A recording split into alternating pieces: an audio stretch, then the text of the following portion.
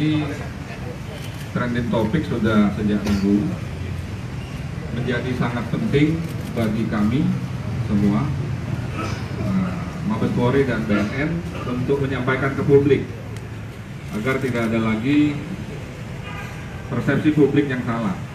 Karena kami akan menyampaikan secara komprehensif ya, dasar hukum, fakta-fakta hukum, aturan yang ada tentang kasus ini. Saya akan flashback dulu bahwa berdasarkan informasi masyarakat pada hari Minggu 3 Maret sekitar pukul 18.30 di sebuah kamar Hotel Peninsula di Seripi, Jakarta Barat telah diamankan seorang laki-laki berinisial AA dalam kasus penyalahgunaan narkotika golongan 1 jenis metapetamin atau yang dikenal dalam istilah narkotika sabu. Sebelum petugas memasuki TKP, diduga saudara AA baru saja menggunakan sabu tersebut. Petugas berhasil masuk ke dalam kamar atau TKP, tentunya dengan strategi yang kami miliki, dan menemukan hanya seorang laki-laki bernama AA dengan barang bukti pipet plastik bekas diduga dipakai untuk mengisap sabu, 2 unit korek api gas yang sudah dimodifikasi diduga untuk membakar sabu, dan aluminium foil. Sesuai dengan apa yang kami sampaikan di beberapa konferensi dan doorstop kepada semua teman-teman media,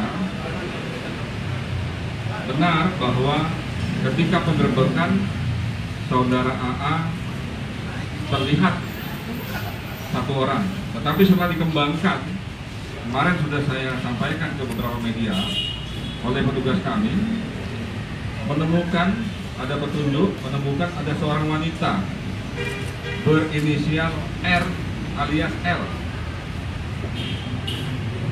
ya, di kamar mandi. Kemudian petugas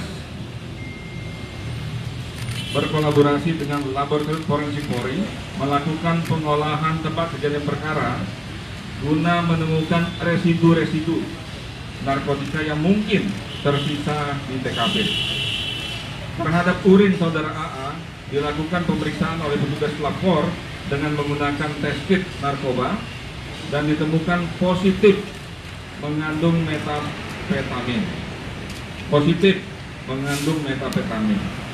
Kemudian terhadap saudara AA dibawa ke kantor untuk dilakukan pemeriksaan dan penyidik menemukan fakta-fakta. Tidak ditemukan barang bukti narkotika pada saudara AA dan di TKP. Saudara AA tidak terlibat jaringan peredaran gelap narkoba. Urin saudara AA positif mengandung narkotika golongan 1 jenis metamfetamin. Pada hari Senin 4 Maret 2019 pukul 8.30 secara profesional petugas kami dipimpin oleh Wadir Pipit Narkoba melakukan gelar perkara dengan hasil tidak ada barang bukti narkotika pada tersangka AA. Tersangka AA tidak terlibat jaringan kejahatan narkoba. Direkomendasikan untuk dilakukan asesmen oleh asesmen medis BNN. Pada pukul 19.00 waktu Indonesia bagian Barat kembali dilakukan gelar perkara dengan melibatkan Biro Wasidik Barreskrim dan disimpulkan bahwa tidak ada barang bukti narkotika pada kasus ini kecuali barang bukti alat atau sarana untuk menggunakan narkotika jenis sabu, populernya jenis sabu. Saudara AA dikategorikan sebagai pengguna narkotika. Terhadap kasus ini tidak dilanjutkan ke tahap penyidikan, sehingga direkomendasikan untuk di-assessment oleh BNN dengan mempedomani surat edaran nomor 1 2 Romawi Bareskrim tanggal 15 Februari 2018 tentang petunjuk rehabilitasi bagi pecandu dan korban penyalahgunaan narkotika, yang pada poin 2 huruf B memberi petunjuk kepada penyidik tindak pidana narkotika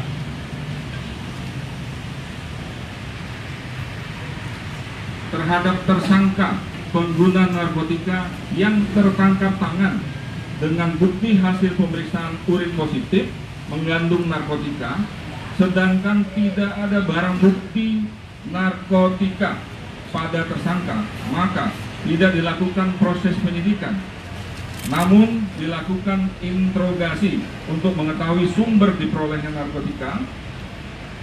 Maka terhadap saudara AA tidak dilakukan penahanan karena perkaranya tidak dilanjutkan ke proses penyidikan.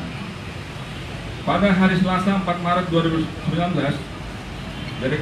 Direktorat Tindak Pidana Narkoba membuat surat kepada Kepala BNN perihal permohonan pemeriksaan asesmen terhadap saudara AA, dan BNN menjawab dengan surat perihal hasil asesmen saudara AA.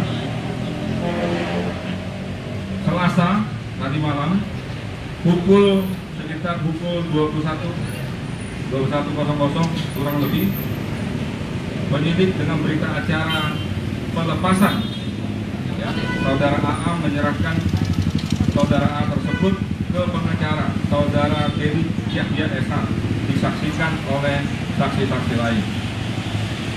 Nah, rekan-rekan, hukum acara di tindak pidana narkoba, proses hukumnya ini lex specialis, diatur.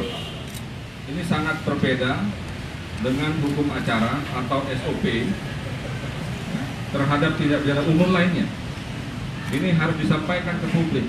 Untuk lebih jelasnya, saya akan menyampaikan pengeras suara ini kepada BNN, Ibu Riza, untuk menyampaikan beberapa hal secara teknis, juga kemungkinan secara taktis, bagaimana mekanisme terhadap seorang penyalahguna narkoba yang positif urinnya, sedangkan barang bukti tidak ada. Silakan dulu, Kak. Pak Iqbal. Jadi atas nama pimpinan Badan Narkotika Nasional, kami sangat mengapresiasi langkah dari Kepolisian Republik Indonesia ini, bahwa bila tidak ada barang bukti dan hasil urinnya positif, memang bisa dilakukan assessment. Karena itulah yang kami harapkan, dan kami juga mengharapkan ini tidak saja pada public figure, tetapi juga pada masyarakat secara umum, sehingga apa yang bisa kita lakukan untuk bisa mengurangi kepadatan di lapas dan hutan itu bisa benar-benar diwujudkan. Kebetulan BNN dalam 2 tahun belakangan ini sudah melakukan pelatihan bagi aparat penegak hukum untuk menyamakan persepsi dari mulai tingkatan hakim, kejaksaan, dan penyidik. Jadi kami betul-betul mengapresiasi apa yang sudah dilakukan oleh Kepolisian Republik Indonesia. Mengenai hasil, tadi sudah sebagian sudah disampaikan. Memang dari hasil asesmen kami melihat bahwa saudara AA perlu dilakukan rehabilitasi medis untuk observasi lebih lanjut atas kemungkinan adanya gejala putus zat. Artinya gejala putus zat kalau sudah menggunakan, biasanya kalau berhenti secara tiba-tiba, biasanya ada muncul beberapa gejala-gejala klinis. Nah, itu yang perlu diobservasi lebih lanjut. Karena yang namanya metamfetamin atau nama populernya adalah sabu, itu termasuk yang sifatnya long acting, artinya bekerja cukup lama di dalam tubuh, sehingga gejala-gejala yang diakibatkan karena berhenti pakai belum tentu langsung muncul pada hari pertama atau hari kedua, bisa di hari ketiga dan keempat. Demikian dari kami. Kami ucapkan terima kasih kepada Pak Haji juga yang telah menyampaikan materi untuk Kami buka dua pertanyaan ya, dua pertanyaan. Silakan yang ada pertanyaan dari rekan-rekan media, silakan. Ya, silakan dari Iwan. Pak, jadi untuk proses rehabilitasinya dilakukan berapa lama dan dalam seminggu harus berapa kali yang perlu dilakukan? Ini mungkin pertanyaan pada Ibu Risa. Silakan Bu Risa. Ya, kalau seseorang sudah menjalani rehabilitasi, kalau seseorang sudah diputus untuk rehabilitasi dan dia menjalani proses rehabilitasi, itu sebenarnya sudah menjadi proses yang tidak terpisahkan untuk melakukan wajib lapor. Jadi wajib lapor adalah bagian dari proses rehabilitasi itu sendiri. Kalau berapa lamanya sangat tergantung dari hasil observasinya nanti. Secara klinis seperti apa dan sebagainya, karena sabu tidak sama dengan heroin yang memang membutuhkan jangka panjang. Sabu bisa sifatnya jangka pendek, tapi berapa lamanya nanti tergantung keputusan dokter saat observasi itu nanti dilakukan untuk melihat masalah fisik maupun psikologis yang bersangkutan.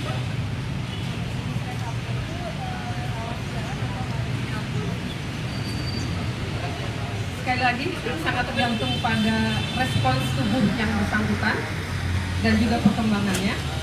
Nanti itu akan kita bahas lebih lanjut dengan tim penyidik.